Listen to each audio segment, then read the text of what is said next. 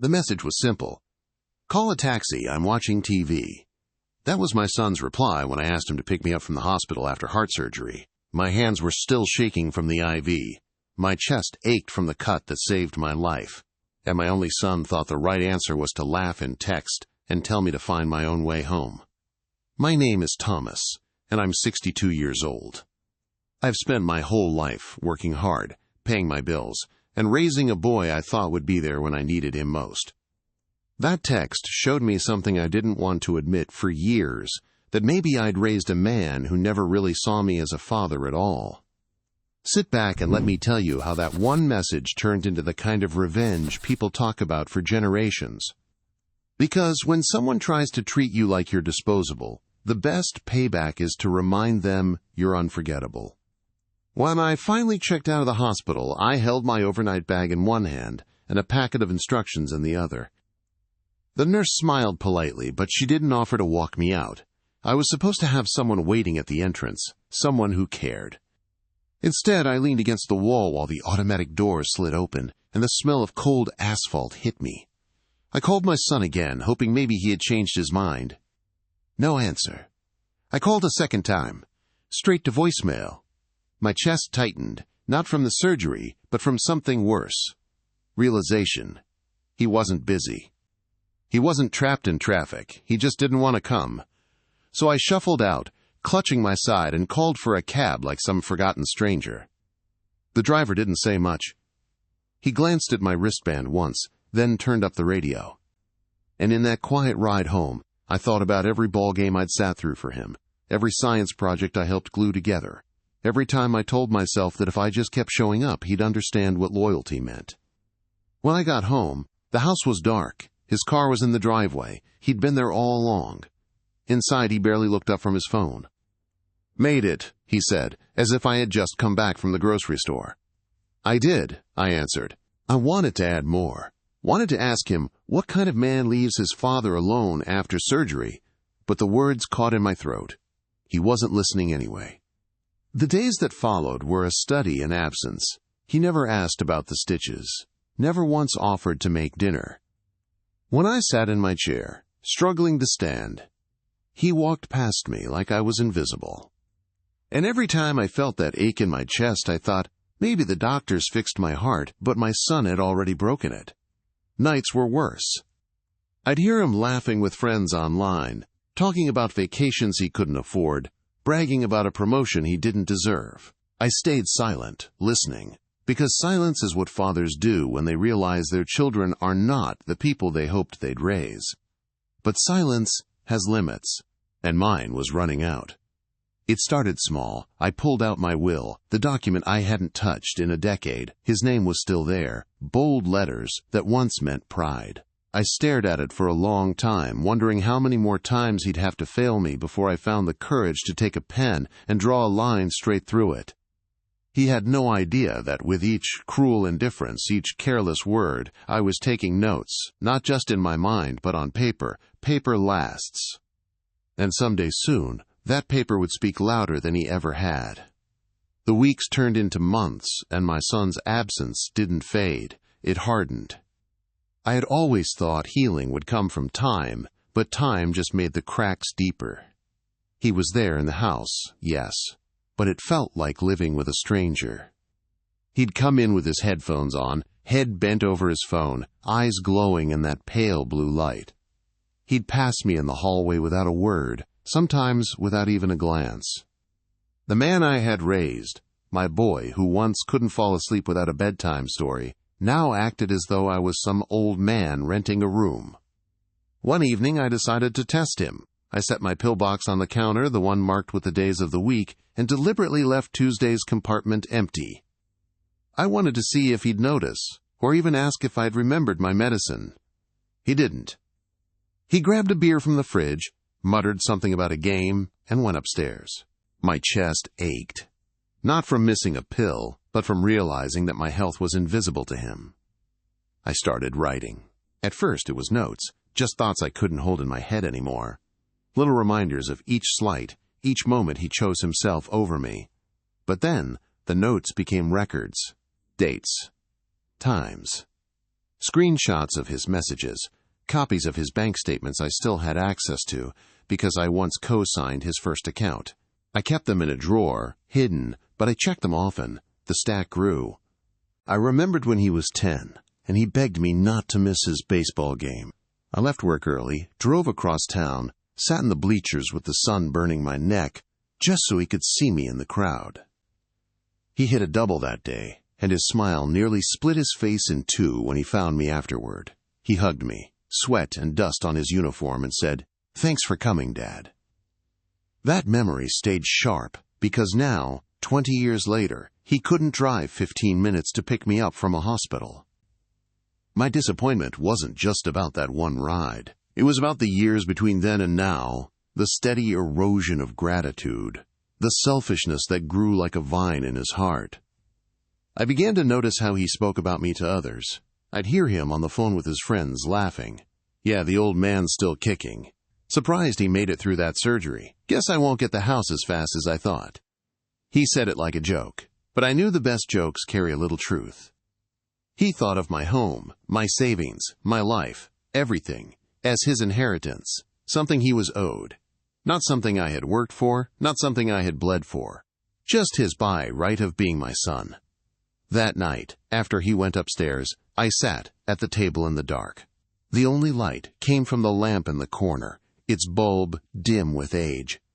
I spread out the papers in front of me, my will, my life insurance, the deeds, the bank statements. His name was written over and over again, threaded through my future like a parasite. I traced it with my finger, slowly, until I reached for the pen. But I didn't cross it out yet. No, I told myself, not yet. Revenge isn't about anger. Anger burns too hot, too fast. Revenge is about patience. It's about timing. It's about letting the other person build their own coffin with every careless nail they hammer.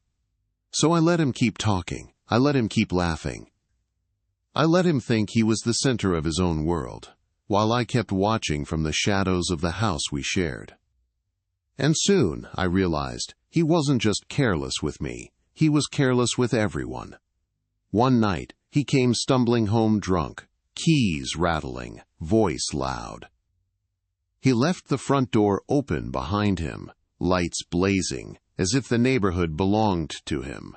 He dropped his wallet on the floor and didn't notice when a $20 bill fluttered under the couch. I picked it up the next morning, not for the money, but as a reminder. If he couldn't keep track of a single bill, how could he ever handle the weight of a man's legacy?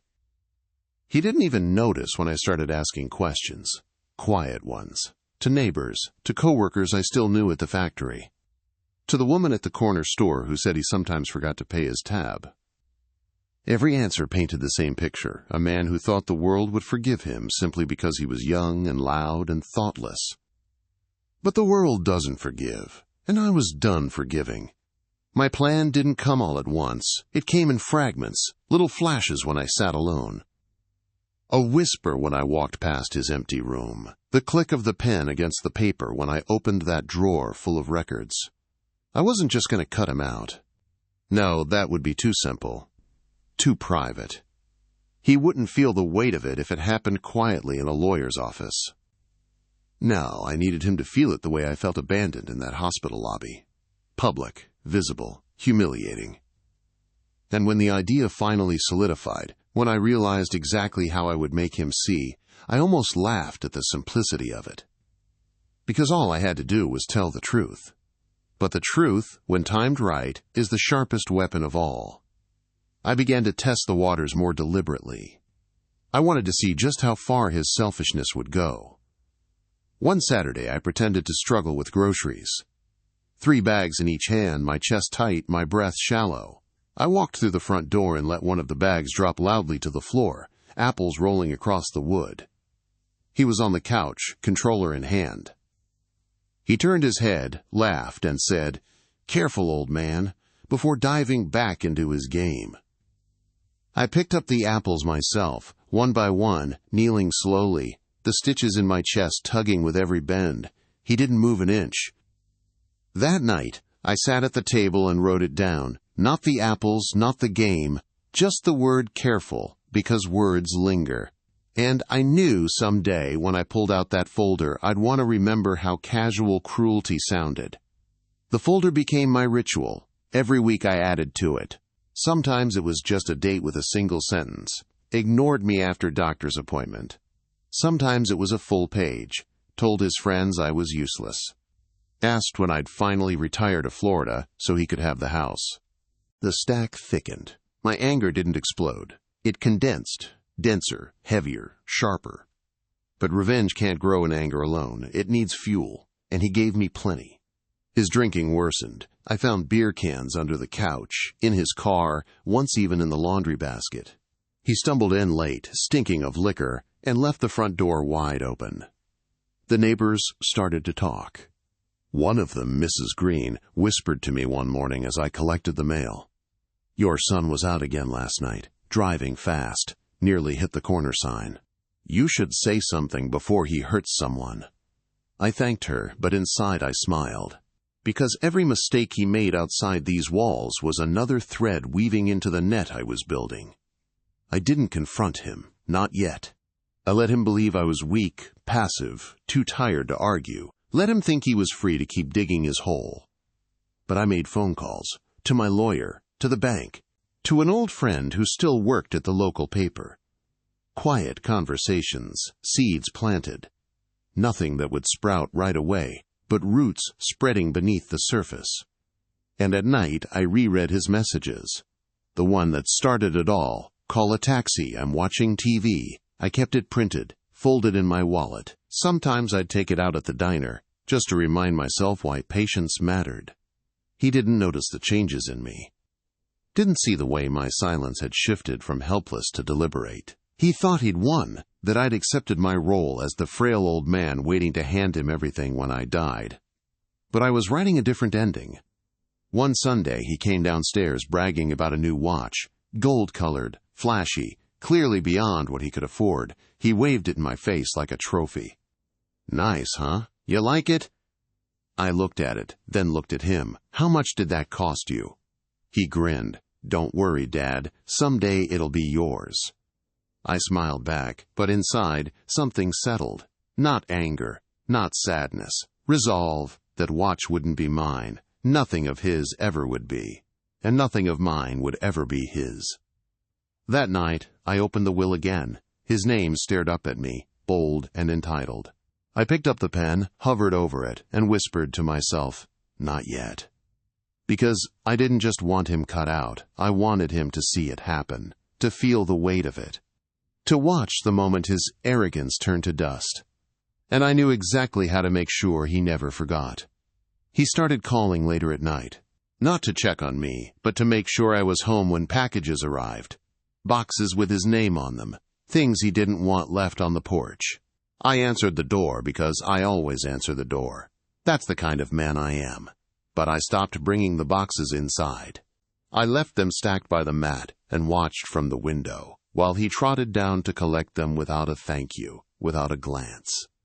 He'd take the boxes to his room and tear at the tape like a child on a birthday morning, shoes he couldn't afford, headphones he didn't need. Once, a leather jacket with a tag I knew cost more than a month of my prescriptions. He paraded in front of the mirror, laughing at his own reflection, and shouted down the hall, "You like it?" Then he vanished again, door closing on his laughter. You learn a lot about a person when you see what they buy with money they didn't earn. You learn what they think they deserve. One afternoon, I decided to try something different. I made lunch, soup, bread, nothing fancy, and called his name. He didn't answer. I called again, nothing. So I set one bowl in the microwave and waited. 10 minutes later, he came out, phone in his hand, throwing a jacket over his shoulder. "Where you off to?" I asked. He barely looked at me. "Out. Eat first." He laughed. "I'm eating, people. I'll grab something there." "Sit," I said. He blinked. The word surprised him. I hadn't used it in years. But he sat, not because he respected me, because he was curious what I would do next. I slid the bowl in front of him. "Tell me about your day." He smirked. "What am I, 12? "Tell me anyway." He slurped loudly on purpose, spoon clinking. "I'm going to the bar. Then I'm going to a friend's place." "You good?" I nodded. I'm good. He stood. Great talk. When the door closed and the house settled into its usual quiet, I took a sheet of paper from the drawer and wrote a single line. He still expects me to ask where he's going, and he still expects to ignore me. Then I underlined the word expects. Entitlement is a blindfold people tie on themselves. I finally wrote his name for the first time in my notes, Ryan. Seeing it there on the page made something go cold in me. It's different when you write your child's name next to a record of his selfishness. It stops being a feeling and becomes a fact. I started walking every morning, slow at first, then longer as my chest allowed. I passed the bus stop where he waited when he was young, the grocery store where I carried him on my shoulders because he hated the squeak of the cart, the little bakery where he once pressed his face against the glass to watch the dough rise. People nodded to me. Some asked about the surgery. One or two said, "How's your boy?" in that careful way people have when they know the answer might break something in you if you're not ready. "He's busy," I said. "He's doing what he wants." They nodded again, the kind of nod that means I hope he figures it out before it's too late. At the clinic, the nurse who took out my stitches told me to keep a log of my blood pressure and any dizzy spells. I bought a small spiral notebook and started bringing it everywhere. It fit in my shirt pocket. I kept my pressure numbers in the front and my real numbers in the back. Dates, times, the words he'd said, the things he'd done, the texts he'd sent. 2 logs for the 2 kinds of pressure a man has to survive. On a Wednesday that felt like rain even though the sky was clear, my phone buzzed with a text from an unknown number. "Mr. Cole? This is Lydia from Channel 7. I got your message." I had left a voicemail 2 days before, not sure if anyone listened to those anymore. Human interest stories, the website said. I didn't pitch a sob story. I said I had a story about second chances and good care at a community hospital. That part was true. I just didn't mention the other part yet. We met at a coffee shop where half the town pretends to read books. Lydia was younger than I expected and more tired. Her eyes did that half-smile thing good listeners' eyes do. "Tell me why you called," she said. "Because my hospital saved my life," I said, and I told her about the surgeon with steady hands, the nurse who squeezed my shoulder when I woke up too fast, the volunteer who brought me warm socks at 4 a.m. I told her about the old equipment, the fundraiser flyers curling in the lobby, the quiet need. "And because," she prompted, pen hovering. "Because people forget who keeps the lights on in a town," I said. "The ones who mop floors and hold hands and whisper you're going to be okay. We remember the touchdown and forget the person who cleaned the bleachers." She smiled, but not with her mouth. "You want to do something for them." "I do," I said. "I want to make a donation in someone's name." "Yours?" I shook my head. "In the name of a person who taught me what not to be." She straightened a little. "That's a sentence." "It's a plan," I said. "I don't want a plaque with my name on it. I want a story about the hospital and a father who decided to spend the last years of his life honoring the people who show up when it's hard. That's it." She studied me like a worn coin. "We can do that," she said. "There's a series we run. Ordinary people, big hearts. Let me talk to my producer." I nodded. "There's one condition." "Tell me." "Don't run it yet." She raised an eyebrow. "You called a reporter to not run a story?" "Not until I tell you. Timing matters." She leaned back. "You're not getting anyone in trouble, are you?" "No," I said. "I'm letting truth take a bow on the right night." She tapped the pen. "Okay," she said. "Call me when it's time." At the bank, I asked for Mr. Gomez. I've known him since he was a teller, and I came in with a sweaty paycheck and a smile because I had enough left over to buy my boy a baseball glove. He's a manager now, but he still stands to shake hands, and his tie is always a little crooked in a way that makes you feel better about your own small messes. "I need to set up something permanent," I said, "a fund, and some notices." He folded his hands. "Say the notices first." "I want an alert if anyone tries to change beneficiaries on any account, anyone, even if they have my name." "Understood," he said. "I want a freeze that requires me and one other person to be present to unfreeze, not a phone call, my face." "We can do that. And I want to create a scholarship, small, local nursing students from our town. We'll start with what I have and add to it." He took a breath. "That's a good use of money, Tom." "Money is just paper until it feeds someone who's tired," I said. "Make the paperwork heavy. Make it slow. Make it honest." He printed forms we signed. He added notes to my file that would make any future phone scammer cry. When I left, a weight I didn't know I carried slid off my shoulders just enough that my walk felt different on the sidewalk. I kept my quiet. Ryan kept his noise. He began bringing people to the house without asking, women who talked too loudly, men who smelled like gasoline and cologne. They played music in his room and shouted into phones and left their bottles in my recycling bin like it was a public service. Twice I found cigarette butts in the azaleas out front. I picked them up and squeezed them until the tobacco dusted my fingertips. You can tell yourself a lot of lies until the yard tells the truth about who lives in a house. One of the women, a sharp-eyed girl named Brooke, looked me up and down one night as she waited for Ryan by the door. "So you're the dad," she said. "I am." "He says you're stubborn." "He says a lot of things," I said. She smirked. "He says you'll leave him the house." I didn't answer. She looked disappointed. People like that want the world to clap on their punchlines. "Enjoy your evening, Brooke," I said. She rolled her eyes. "It's not an evening, it's a life," she said, and then she sauntered out to the car where Ryan waited, engine too loud for a quiet street. The next morning I found a scratch on the side of my truck. Nothing deep, just a reminder. I ran my thumb over it and felt the roughness. I didn't say a word. I wrote the date in my notebook. Some men swing hammers. I sharpened pencils. He started leaving mail unopened on the table. Late notices, offers for credit cards, a letter from his boss about tardiness. I stacked them in a neat pile and slid a rubber band around them. When he saw the pile later, he shrugged. "They send those all the time."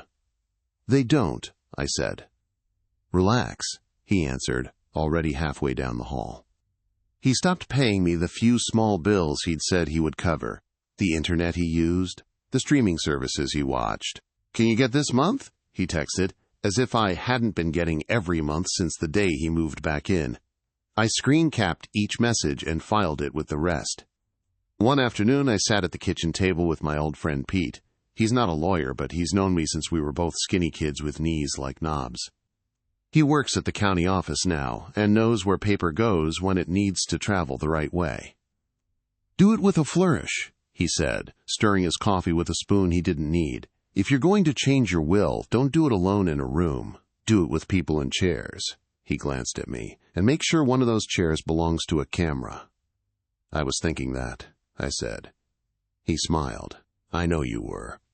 I made an appointment with my attorney. Her name is Patel, and she wastes no time and less ink. Her office smells like paper and lemon. I brought my binder. I didn't hand it to her at first. I just placed it on the desk like a brick. "Tell me," she said. "My son left me at the hospital," I said. "Since then, he's left me in a lot of other places, too." She nodded once. "And you want to update your estate plan?" "I want to do more than that," I said.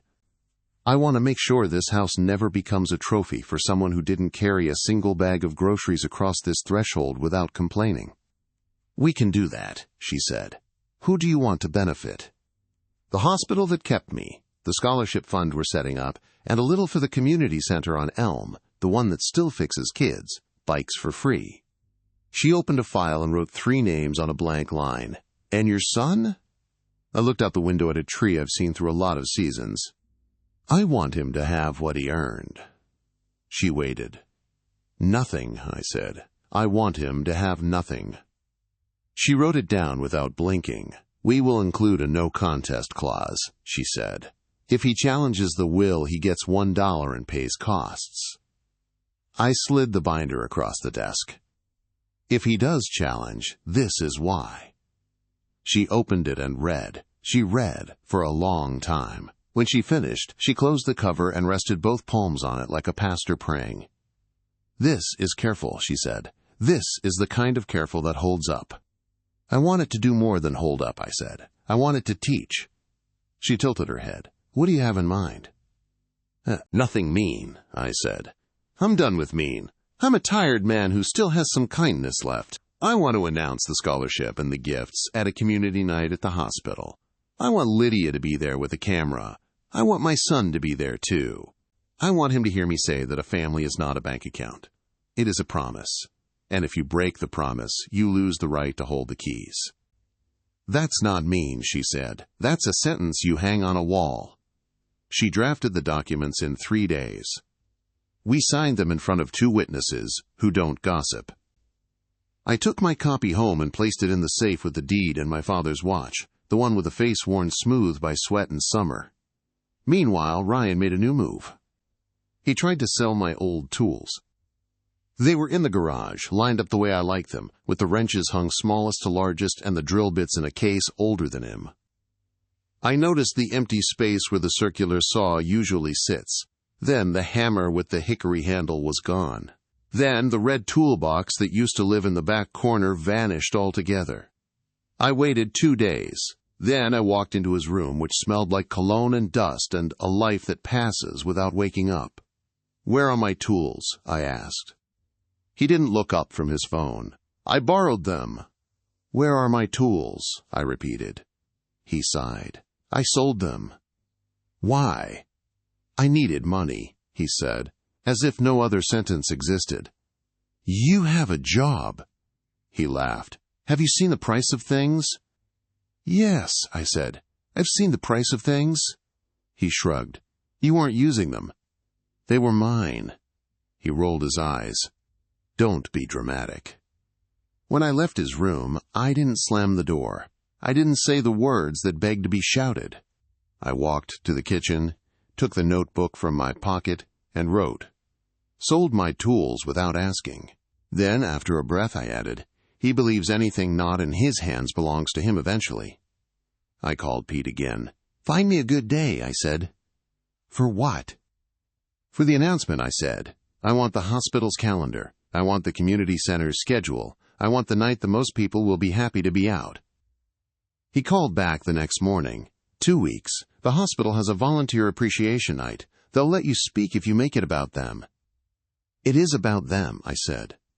"And your reporter?" "I'll call her." "And your son?" I looked at the ceiling. "There's a small stain in the corner from a leak I never fixed because I didn't want to be on a ladder alone after surgery." "He'll come," I said.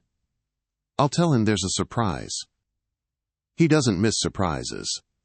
I spent that week cleaning the house the way you clean a room before you move out. Even if you're not moving anywhere, I wanted order. I wanted the walls to know I had kept my promise to them. I fixed the squeaky hinge on the hall closet and tightened the loose handle on the drawer that always stuck. I replaced the bulb on the porch so the front step glowed like a small stage. I pressed my shirts. I polished my shoes until they remembered their first day.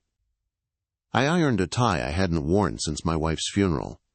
I stood in front of the mirror and practiced saying thank you, without sounding like a man trying to make a point. I wasn't trying to make a point. I was trying to end a chapter the right way. On the morning of the event, I left a note on Ryan's door. It was short. "Hospital tonight. 6:30. Wear a shirt with buttons. It's important." I slid 2 tickets under the note, because even when you cut someone out of your will, you remember to leave them away into the room. He texted at noon. "What is this?" "You'll see," I wrote. "Is there food?" "Yes." "Fine."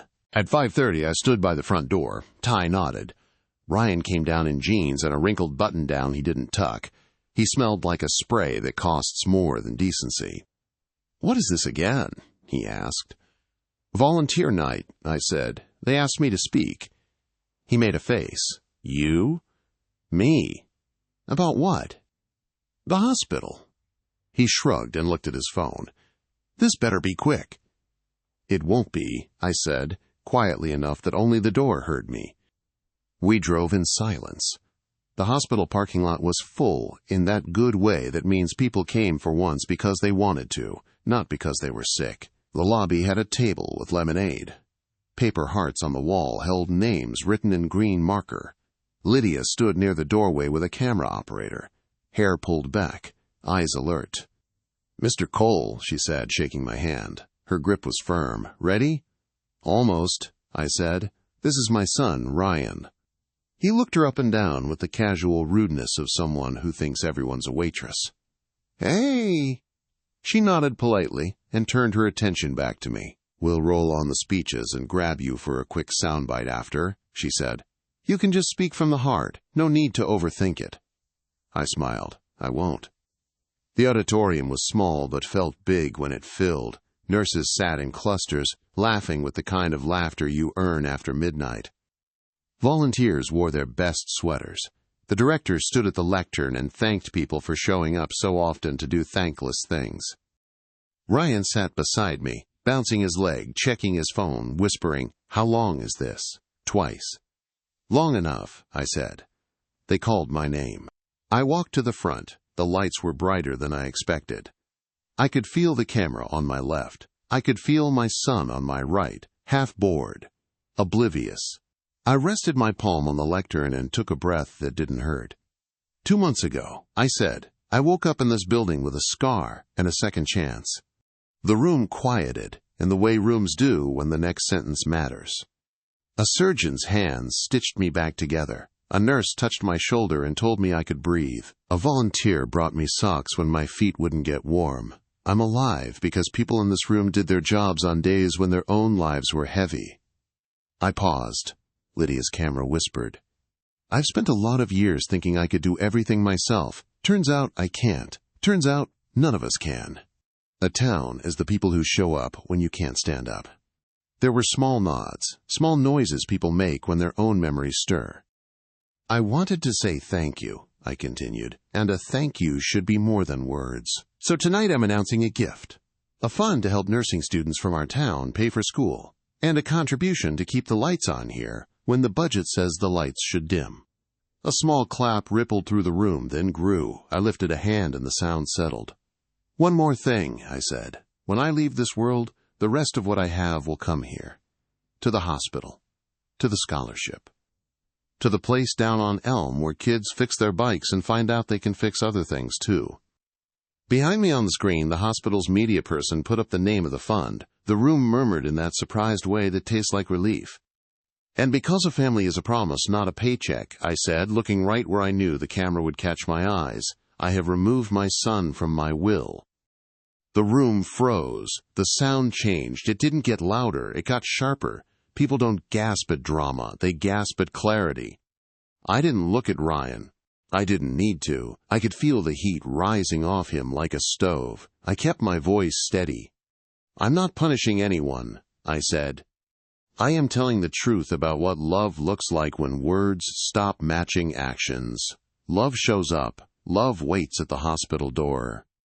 Love carries a bag, cooks a meal, drives a car, sits in a chair and listens. Love is not a text that says, "Call a taxi, I'm watching TV." I let the words hang. I didn't have to say who wrote that text. Lydia didn't have to zoom. The sentence did the work. I closed with a thank you. People stood. Some clapped in that hard way that breaks their palms. Some just nodded with wet eyes because applause is too loud when something lands close to the bone. I stepped off the stage. Ryan grabbed my arm, fingers digging. What did you just do? I told the truth, I said. You embarrassed me, he hissed. I did not mention your name, I answered. You gave it to yourself when you read that text. He sputtered, red rising into his cheeks. Brooke stood at the back of the room. She had come late, probably for the cameras. She looked from me to him and narrowed her eyes the way a person does when the math doesn't add up, and suddenly it does. Lydia approached with the microphone. Just one quick line, Mr. Cole. What made you decide to do this tonight? I faced the camera. Because timing matters, I said, and because good people deserve to hear themselves thanked while they're still tired from doing good. She nodded once, satisfied in the way of a reporter who knows she has the line she'll use before the weather. Ryan stormed out. I didn't follow. I stayed and shook hands with the surgeon who saved me, with the nurse who found the warm socks, with the volunteer who refilled lemonade. I posed for one photo with the director, not because I wanted to be in a picture, but because I wanted the hospital to have something to put on the bulletin board. When I got home, I hung my tie neatly and sat at the table with a glass of water. The house was silent. That powerful kind that only comes when a door has been slammed so hard the hinges still hum. I picked up my notebook and wrote, "Set it where it mattered. No shouting, no lies." The local news aired the segment at 6:58 p.m., right before the weather, the prime slot for stories that stick. The anchor said my name once and said the hospital's name 3 times. They showed the room clapping and my mouth saying the words I chose on purpose. They blurred faces in the crowd, but not everyone. Ryan's was visible for exactly 2 seconds, long enough for anyone who knew him to know it was him when my line about the text hit the air. My phone buzzed. Neighbors, co-workers, the kind of men who don't say much until they have to. Saw you on TV. Proud of you. About time someone said it plain. My own kid needed to hear that too. I turned the ringer off and let the night be quiet. The quiet felt earned. I didn't sleep right away. I sat with the notebook open and traced the groove my pen had made in the paper. Sometimes you need to feel the pressure mark to remember you pushed hard enough. A car pulled into the driveway like it was angry at the gravel. The front door opened without a knock. Ryan came into the kitchen with his phone in his hand, shaking. "You made me look like a monster," he said. "I didn't make you," I said. "You arrived there yourself." My friend saw it. Brooke's mother saw it. My boss texted me, "Do you have any idea what you've done?" "Yes," I said. "Finally." He threw the phone on the table. It slid, stopped at my notebook. "Change it," he said. "Change the will back." "No, you can't do this to me." "I didn't do anything to you," I said, voice low. "I did something for people who were there when you weren't." He laughed, a sound like metal on metal. "You think anyone cares about your little donation? You think that makes you noble? You humiliated me." I stood. My chair didn't scrape. I placed both hands on the table and looked at my son the way you look at a portrait you no longer recognize.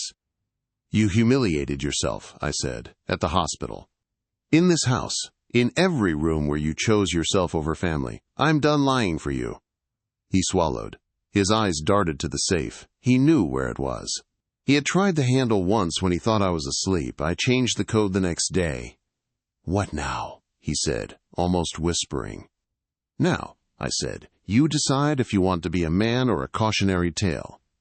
He stared at me like I'd just spoken in a language he didn't know. He picked up his phone and left. The door closed. The house was quiet again.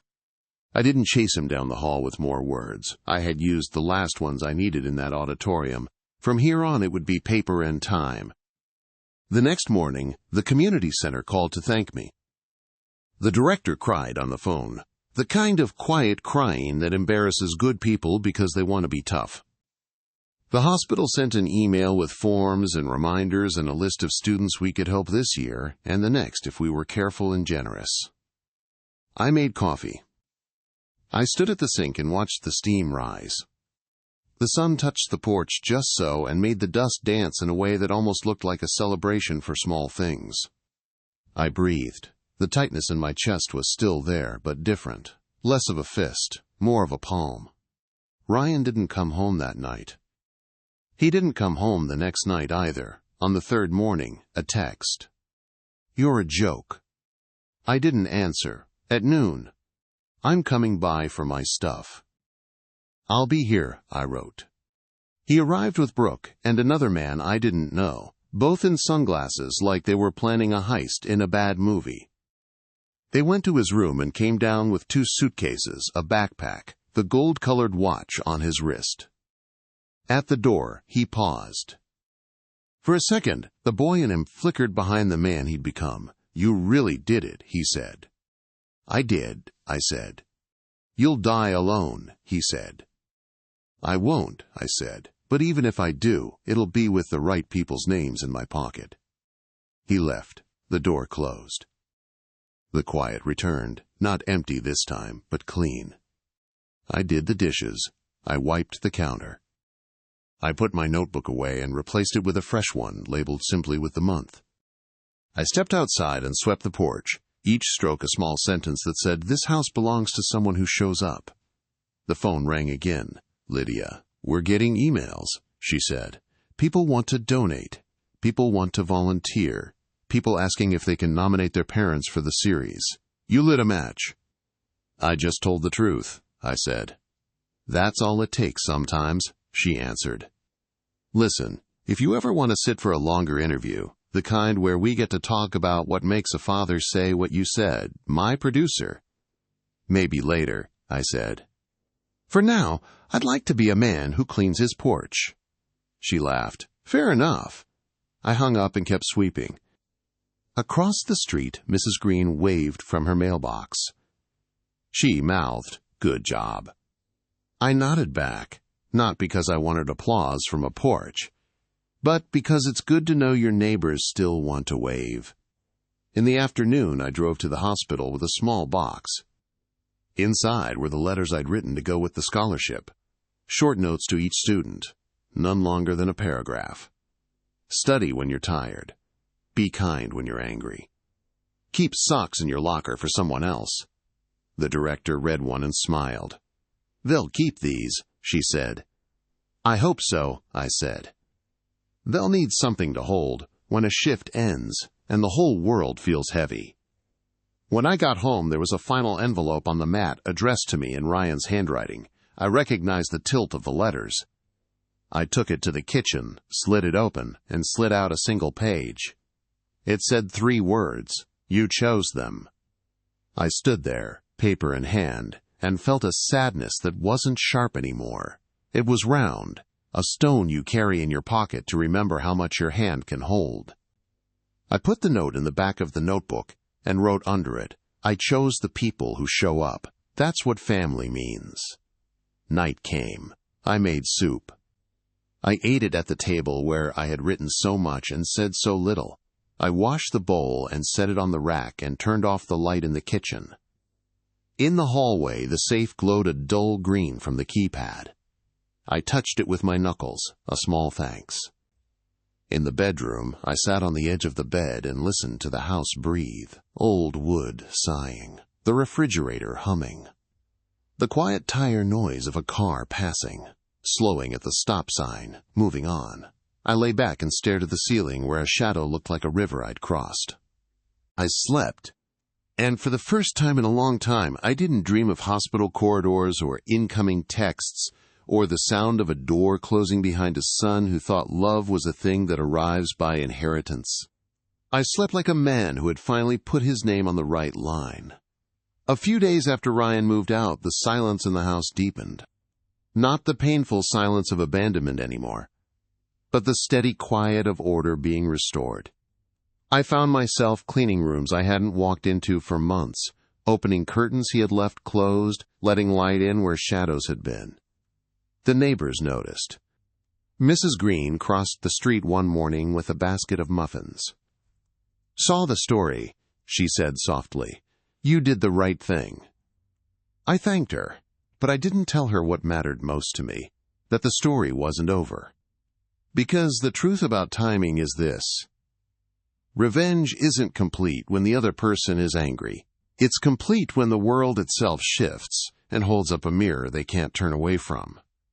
That mirror came 2 weeks later. Lydia called again, her voice sharp with energy. "Mr. Cole, the segment we aired? It caught fire. People are sharing it. Other outlets want to run it. My producer wants to do a follow-up. Can you come to the studio? Evening slot, 6 o'clock news." I paused. 6 o'clock.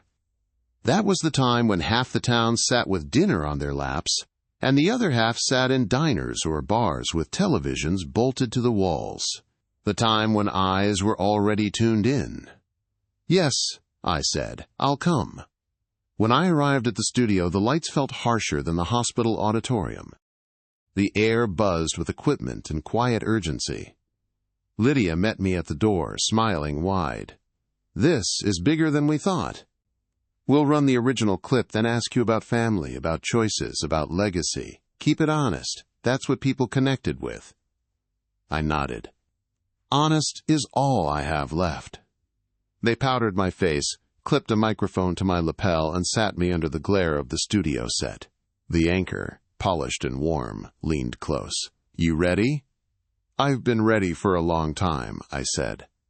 The red light blinked. The broadcast rolled.